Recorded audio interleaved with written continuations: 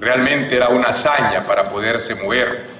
dentro del mismo país incomunicado, desarticulado y poco desarrollado, marcado por una economía campesina de subsistencia, agraria, y las pequeñas élites que habían hecho capitales alrededor de la economía del enclave minero y la concentración del capital de las compañías transnacionales que no tenía nada que ver con los intereses del capital nacional, y pedían entonces también los trabajadores la nacionalización del aparato productivo, del ferrocarril, de los puertos, de las carreteras, para poder también construir la nación. Señalo esto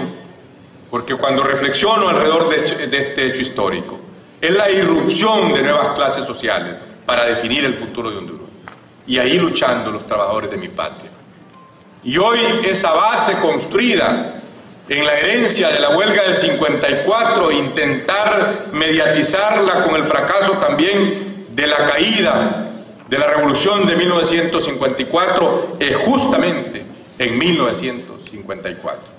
Muchos trabajadores fueron perseguidos por considerarlos cómplices del régimen democrático y revolucionario de Arévalo y de el coronel Jacobo Arben Guzmán en Guatemala. Y desde ahí entonces hemos encontrado la historia de Honduras en ese hecho más importante. La dictadura sobrevivió todavía un año después de 1954,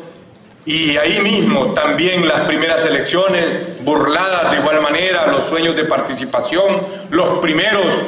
intentos de liderazgo político de los trabajadores de Honduras que habían acumulado prestigio, pero también frustrados, muchos de ellos asesinados, muchos de ellos encarcelados, muchos de ellos condenados al exilio con sus familias. Ese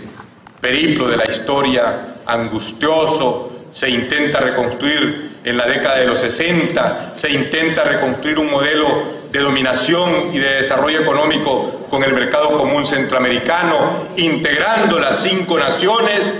para abrirse a las transnacionales. Se acumula riqueza, crecen los índices de desarrollo económico, pero se concentra la riqueza y no se distribuye. Es la época de la dictadura de Somoza, de los regímenes militares en Guatemala, en El Salvador, y también el autoritarismo en Honduras, los golpes de Estado, la inestabilidad política comparaba a mi patria y el resto de los países centroamericanos, donde solo las largas dictaduras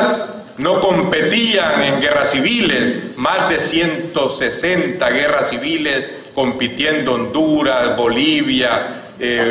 Paraguay, entre otros países, con Nicaragua y con la inestabilidad que marcaba, y todo esto también por la voracidad. Cada guerra civil significaba concesiones a las transnacionales, cada guerra civil significaba pactos de acceso a la riqueza de la tierra, a los controles de recursos naturales, mineros, vegetales y para la explotación de los ríos. Era el instrumento, la guerra civil, de la oligarquía para controlar los recursos naturales y el dominio de la nación en pocas manos. Y así asistimos a esta época en la cual, después de 1982, se inaugura un régimen democrático, caracterizado la democracia en la sucesión de elecciones que permitían la escogencia en el modelo republicano occidental y que satisfacía los anhelos de la dominación de los Estados Unidos de América para la formalidad democrática constitucionalizada en el continente americano. Pero también ese modelo de integración y de concentración de riqueza oligárquico, despótico y autoritario hacía aguas e irrumpía en las fuerzas revolucionarias. Y desde 1956 se funda justamente en Honduras, para la historia, el Frente Sandinista de Liberación Nacional. Honduras ha sido un país hospitalario en los momentos de lucha fraternal y solidario. Y esa larga lucha contra la dictadura de Somoza, como luchas largas fueron contra Stroessner y contra otras dictaduras en América Latina, y por eso no nos cuesta mucho entender la naturaleza del autoritarismo y de la falta de democracia en nuestros países. Igual se conformaban las fuerzas revolucionarias para la transformación de la sociedad en El Salvador, y quedaban los residuos de la lucha frustrada en 1954 en Guatemala, y los movimientos guerrilleros insurreccionales irrumpían con su accionar en Guatemala. Y triunfa la revolución sandinista el 19 de julio de 1979, y en esa época se desploma un modelo oligárquico, autoritario, sostenido en la larga y amplia concentración de la tierra, del poder de las Fuerzas Armadas autoritarias de la dictadura, de la Iglesia conservadora y de un pensamiento también conservador y de la gran sujeción de estos países centroamericanos al capital transnacional.